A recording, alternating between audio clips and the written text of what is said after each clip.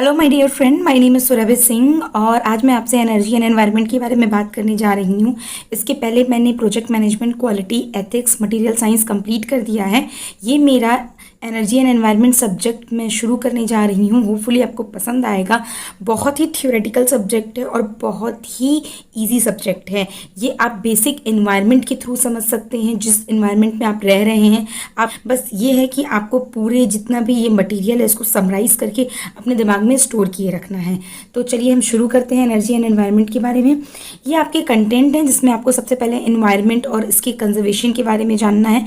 उसके बाद हम पॉल्यूशन के बारे में जानेंगे, लाइक व्हीकल से कितना पॉल्यूशन होता है। कोई अगर आपने पावर प्लांट लगाया है तो उससे कितना पॉल्यूशन होगा। अगर हम समुद्र की बात करते हैं तो मरीन सिस्टम की वजह से कितना पॉल्यूशन हो रहा है। उसके बाद हम क्लाइमेट चेंज के बारे में बात करेंगे।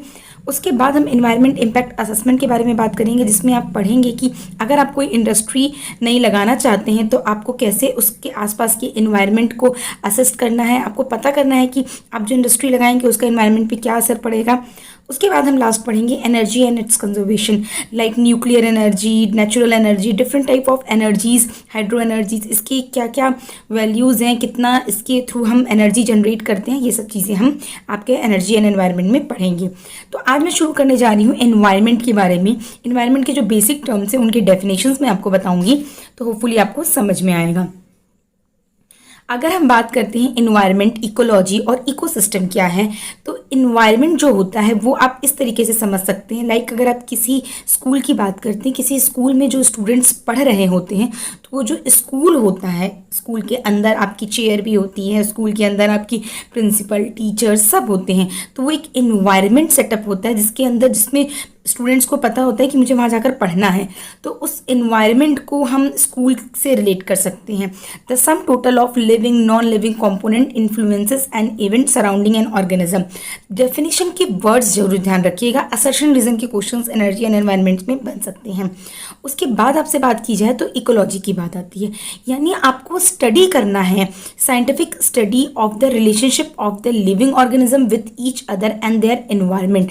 लाइक अगर आप स्कूल की एग्जांपल जो लिए हैं, उस स्कूल में स्टूडेंट का उस स्कूल से रिलेशनशिप कैसा है, स्कूल में पढ़ने आ रहा है, वो कितना स्टडी कर रहा है, वो बुक्स खोल रहा है, ये सब चीज़ें आपकी इकोलॉजी की आती है। मतलब इकोलॉजी में आपको इन्वायरमेंट के बारे में स्टडी करना है कि तो इन दोनों का रिलेशनशिप कैसे है, प्लांट और वाटर का रिलेशनशिप कैसे है, प्लांट और सनलाइट का रिलेशनशिप कैसे है। तो इसके बारे में जो स्टडी करता है वो आपका क्या होता है, इकोलॉजी होता है।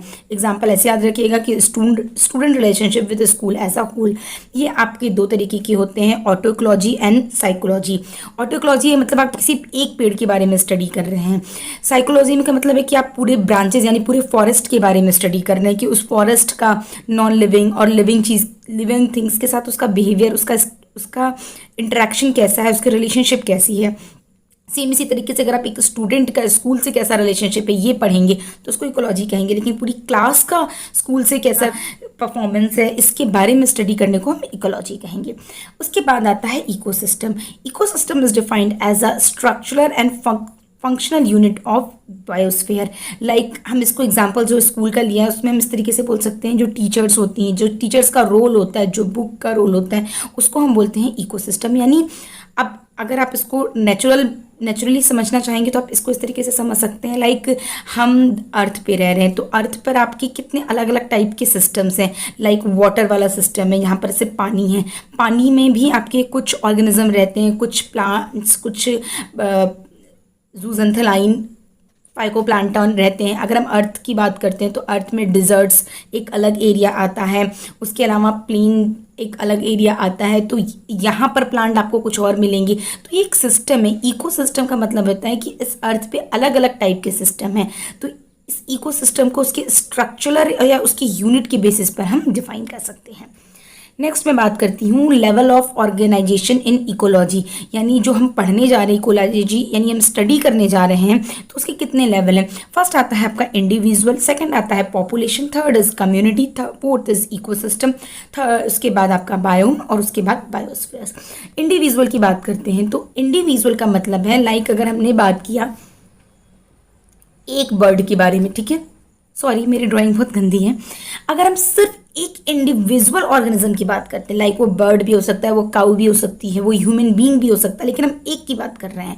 Organism is an individual living being that has the ability to act functional independently. ठीक है, ये आपके प्लांट, एनिमल, बैक्टीरिया, फंगी कुछ भी हो सकते हैं, एक इंडिविजुअल की बात कर रहे हैं। उसके बाद आता है पॉपुलेशन। पॉपुलेशन में मतलब एक जैसे अगर हम 2-3 की बात करते हैं, लाइक 2 बर्ड्स हो गई, ठीक है, या 3 बर्ड्स हो गई। Population is a group of organism, यानी ग्रुप ऑफ, यानी यहाँ पे मैंने 3 ले लिया है, usually of the same species, यानी एक ही टाइप के ऑर्गेनिज्म की बात कर रहे हैं, occupying a defined area during a specific time. Population growth rate is the percentage variation between the number of individual in a population at 2 different times, so it can be positive और a negative. तो population आपको समझ में आ गया होगा। उसके बाद आता है कम्युनिटी। कम्युनिटी आपकी फिक्स नहीं होती है। कम्युनिटी में मतलब क्या है कि आपका काऊ भी, बर्ड्स भी रहेंगे, ठीक है, आपका मंकी भी रहेगा, एनिमल्स भी रहेंगे, प्लांट्स भी रहेंगे, मतलब बहुत सारे लोगों यानी बहुत अलग अलग डिफरेंट वैरायटी के जो भी आपकी स्पीसीज हैं उनको मिलकर आपकी कम्युनिटी बनती है। कम्युनिटी इज नॉट फिक्स और अ रिजिड, कम्युनिटी में बी लार्ज और अ स्मॉल। कम्युनिटी आपकी 2 टाइप की होती है, major community and minor community. अगर हम मेजर कम्युनिटी की बात करते हैं तो वो लार्ज साइज की होती है, वेल ऑर्गेनाइज होती है और रिलेटिवली इंडिपेंडेंट होती है। अगर हम इसमें एग्जांपल के तौर पर देखें तो ये आपका सिर्फ सनलाइट पर डिपेंडेंट होती है, यानी हमने सनलाइट से खाना बनाया और उसके बाद से ये अपनी इंडिपेंडेंट है। अगर हम मेजर कम्युनिटी के एग्जाम्पल की बात करते हैं तो ट्रॉपिकल, एवरग्रीन, फॉरेस्ट आते हैं जो कि नॉर्थ ईस्ट में पाए जाते हैं। ये डायरेक्टली अपने सनलाइट पर डिपेंडेंट होते हैं, अपना खाना बनाते हैं और इनको आसपास के सराउंडिंग्स में कोई इसका इंटर रिलेशन नहीं होता, कोई डिपेंडेंसी नहीं होती है। लेकिन अगर हम माइनर कम्युनिटी की बात करें तो अगर आप देखोगे कि जो लीचिन्स होते हैं, लीचिन्स की जो मैट होती हैं, अगर आप काऊ डंग देखोगे, जो काऊ का गोबर होता है उसके ऊपर एक लीचिन सी मतलब एक परत जमी होती है, तो वो उनको फूड काऊ से मिल रहा है, तो वो डिपेंडेंट होते हैं। तो इस टाइप की जो कम्युनिटी होती है, जो डिपेंडेंट होती है, उसको हम माइनर कम्युनिटी कहते हैं। जो इंडिपेंडेंट होते हैं उनको हम मेजर कम्युनिटी कहते हैं।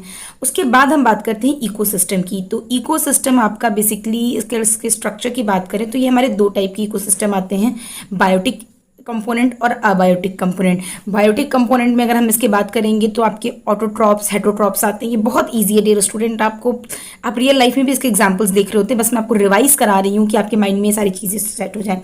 लाइक अगर हम बात करते हैं ऑटोट्रॉप्स की, तो ऑटोट्रॉप्स क्या होता है, फोटोसिंथेसिस के थ्रू ये अपना खाना खुद बनाते हैं। यानी अगर हम प्लांट्स की बात करें तो प्लांट्स क्या होता है, सनलाइट से आपकी एनर्जी को लेते हैं और अपना खाना खुद बनाते हैं, यानी ग्लूकोज वगैरह बनाते हैं। कार्बन डाइऑक्साइड का फोटोसिंथेसिस होता है रिलेशनशिप में और ऑक्सीजन निकलती है, यानी प्लांट्स हमें ऑक्सीजन देते हैं।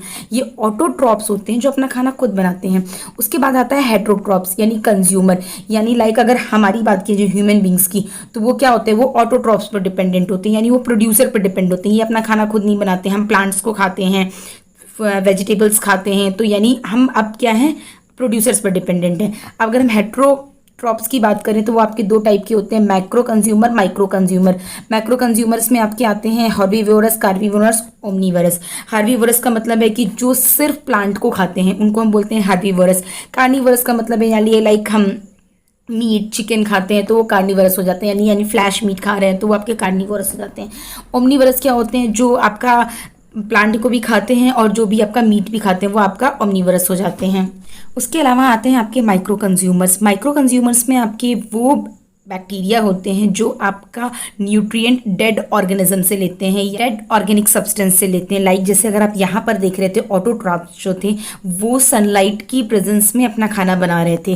तो जो माइक्रो कंज्यूमर है, ये जो अपना खाना बना रहे हैं वो आपका डेड ऑर्गेनिज्म से या डेड ऑर्गेनिक सब्सटेंस से खाना बना रहे हैं। बायोटिक कंपोनेंट की मैं बात करती हूँ तो अबायोटिक कंपोनेंट में आपके बेसिकली आते हैं एनर्जी, रेडिएशन, टेम्परेचर, वाटर। जो बायोटिक में आपको जैसे मैंने बता ही दिया, green plant, non green plant, decomposer, parasite, symbiont animals, ये मैं आपको आगे बताऊंगी। बट क्वेश्चन इस तरीके से आ सकता है, which of the following is not a biotic component, तो आपको एग्जांपल्स याद होनी चाहिए। उसके बाद से ये मैंने बायोटिक कंपोनेंट आपको बता दिया, प्रोड्यूसर, कंज्यूमर और डीकम्पोजर। इस तरीके से ये आपका एक चेन होती है। ऑटोट्रॉप्स में भी आपके 2 मेथड आते हैं। बेसिकली ऑटोट्रॉप्स आपका 2 तरीके से हो सकता है, फोटोसिंथेसिस एंड कीमोसिंथेसिस। फोटोसिंथेसिस और कीमोसिंथेसिस दोनों में ही हम बेसिकली फूड बनाते हैं। फोटोसिंथेसिस में हम सनलाइट को यूज़ करते हैं, जबकि कीमोसिंथेसिस में हम केमिकल एनर्जी को यूज़ करते हैं। कंज्यूमर, मैक्रो, माइक्रो मैंने आपको एक्सप्लेन कर ही दिया। हर्बीवोरस, कार्निवोरस एंड ओमनीवोरस भी आपके एक्सप्लेन्ड है ऑलरेडी। डिकम्पोजर में बात करें तो डेट्रीवोरस और सैप्टे हैं। डेट्रीवोरस बेसिकली आपके एनिमल्स, डेड एनिमल्स को डिकम्पोज करना होता है, और सेप्रोपोरस जो होते हैं आपके बिल्कुल ये प्लांट, डेड प्लांट्स को लेकर अगर हम डिकम्पोज करते हैं तो उसको हम सेप्रोपोरस कहते हैं। इसमें बहुत ज़्यादा क्वेश्चंस नहीं बनेंगे। अगर हम इकोसिस्टम की बात करते हैं और नेचुरल इकोसिस्टम, इकोसिस्टम वो आपका एक ऐसा सिस्टम है जहाँ पर आपकी living and non living organism आपके रहते हैं। लाइक फॉरेस्ट में देखेंगे तो आपके एनिमल्स भी हैं, प्लांट्स भी हैं, तो वो एक सिस्टम है, एक इकोसिस्टम है। उसके अलावा हम ग्रासलैंड बोल सकते हैं, डिजर्ट्स बोल सकते हैं, माउंटेन्स बोल सकते हैं। एक्वाटिक का बात करें तो हम फ्रेश वाटर्स बोल सकते हैं, सलाइन वाटर्स बोल सकते हैं एंड मरीन वाटर्स बोल सकते हैं। इसके अलावा अगर हम कुछ डेफिनेशंस देखें जो बहुत इंपॉर्टेंट है, उसमें आता है फर्स्ट आपका इकोटोन। इकोटोन को हम इस तरीके से डिफाइन कर सकते हैं कि दो डाइवर्स इकोसिस्टम के जो बीच का जो पार्ट होता है उसको हम इकोटोन कहते हैं। अगर आप इस डायग्राम को देखो तो आपको समझ में आएगा कि ये आपका वाटर है और ये आपका ग्रासलैंड है, तो इसके बीच का जो ये पार्ट है इसको हम इकोटोन बोलेंगे। इकोटोन पे हमारे कुछ एक डिफरेंट टाइप की स्पीसीज पाई जाती है, जिसकी जो स्पेसिफिकेशन है यहाँ के स्पेसीज़ और यहाँ के स्पेसीज़ से डिफरेंट होती है। यानी जो ये आपका इकोटेन एरिया है यहाँ पर आपके डिफरेंट स्पेसीज़ पाई जाएंगी। उसके अलावा आप यहाँ पे भी देख सकते हो, ये मरीन वाटर है और ये आपके डिज़र्ट्स, ये आपका मरीन वाटर है और यहाँ पर आपका दूसरा इकोसिस्टम है। इसके बीच में जो ये एक एरिया, ये आपका इकोटोन कहलाता है। सो इकोटोन इज अ जोन और जंक्शन बिटवीन टू और more diverse ecosystem. River ecosystem with forest ecosystem, river ecosystem with the soil ecosystem. तो ये आपका river ecosystem with the soil ecosystem है और ये आपका रिवर एंड फॉरेस्ट इकोसिस्टम के बीच का जो ये पार्ट है ये हम इकोटोन कह रहे हैं। तो यहाँ पर कुछ पॉइंट्स आप ज़रूर याद रखिएगा। लाइक जो ये आपका इकोटोन है ये आपका लीनियर रहता है, और यहाँ पर जो स्पीसीज़ इन केस जो स्पीसीज़ यहाँ पाई जाती है वो मोस्टली यहाँ के स्पीसीज़ और यहाँ के स्पीसीज़ से अगर ज़्यादा यहाँ पर जो स्पीसीज़ पाई जाती है तो उसको हम एज इफेक्ट कहते हैं। ये क्वेश्चंस पूछे जा सकते हैं। यहाँ पर ये जो एग्जाम्पल आप देख रहे हैं ये मैनग्रूव का एग्जाम्पल है। ये जो मैनग्रूव्स एक डिफरेंट प्रकार की स्पीसीज़ यहाँ पे पाई जाती है, ये आपकी बहुत हेल्प करती है सुनामी वगैरह के टाइम में, तो ये हमेशा इकोटोन पर ये स्पीसीज पाई जाती हैं। अगर हम इसके कैरेक्टरिस्टिक की बात करते हैं तो जोन ऑफ ट्रांजिशन, यानी it has the condition intermediate to the adjacent ecosystem में contains organism which are entirely different from that of adjoining communities. जो मैं आपको बता चुकी हूँ कि जो वहाँ पर जो आपकी जो भी ऑर्गेनिज्म पाए जाएंगे वो डिफरेंट होंगे आपकी दोनों इकोसिस्टम की निज़म से। एज इफेक्ट बता दिया है कि उसमें वहाँ पे ज़्यादा पाए जाते हैं। एग्जाम्पल में आपके आते हैं एज स्पीसीज या बर्ड्स। सो इसको इस तरीके से कह सकते हैं बर्ड्स के एग्जाम्पल में कि जो आपके फॉरेस्ट एंड डिजर्ट के बीच में जो आपका इकोटोन पाया जाता है वहाँ पर आपकी ज़्यादा बर्ड्स स्पीसीज पाई जाती हैं।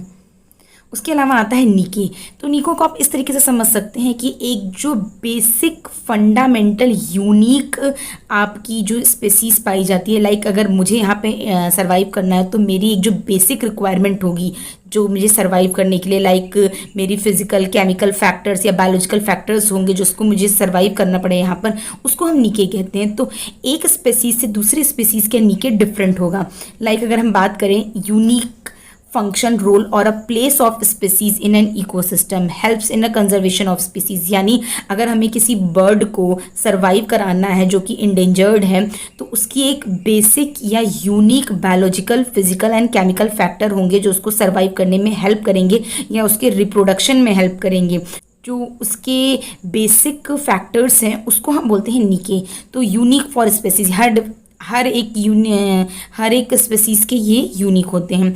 अगर हम टाइप्स की बात करते हैं तो हैबिटेट नीके, रिप्रोडक्टिव नीके, फिजिकल एंड केमिकल नीके और फूड नीके। इसको डिफरेंट हम टाइप्स में बता सकते हैं।